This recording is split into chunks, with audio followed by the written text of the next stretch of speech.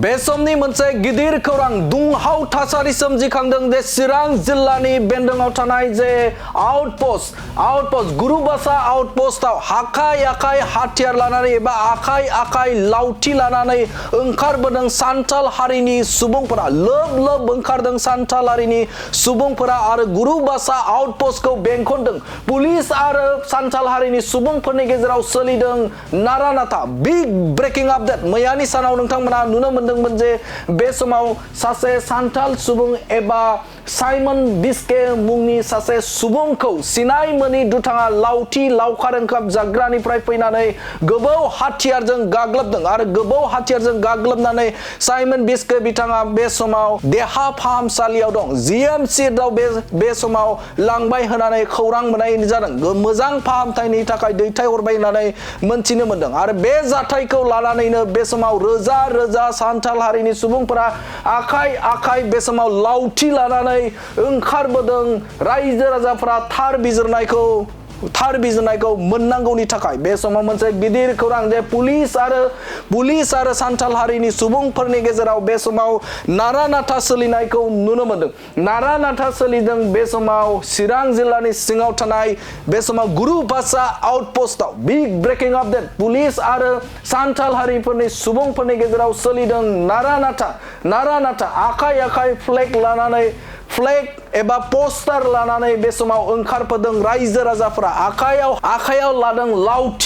लावथि लानानै लोब ओंखारबोदों जे साइमन बिस्केनि थार बिजिरनायखौ मोननांगौनि थाखाय रायजो राजाफोरा बे समनि मोनसे गिदिर खौरां बिग ब्रेकिं आपडेट पुलिस आरो सान्थाल हारिनि सुबुंफोरनि गेजेराव सोलिदों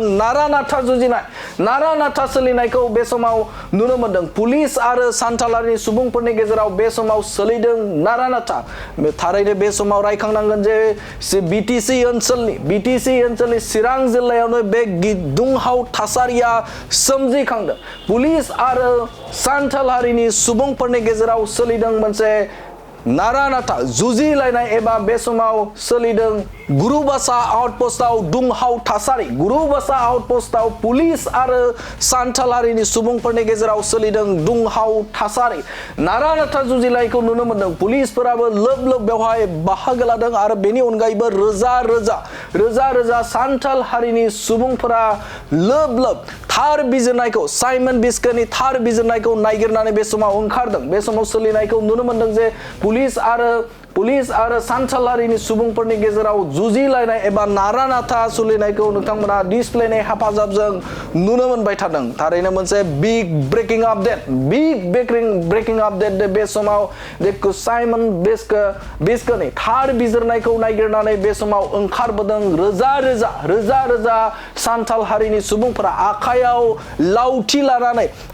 लावथि लानानै पोस्टार लानानै बे समाव ओंखारबोदों थार बिजिरनायखौ मोननांगौनि थाखाय एबा मोननांगौ थाखाय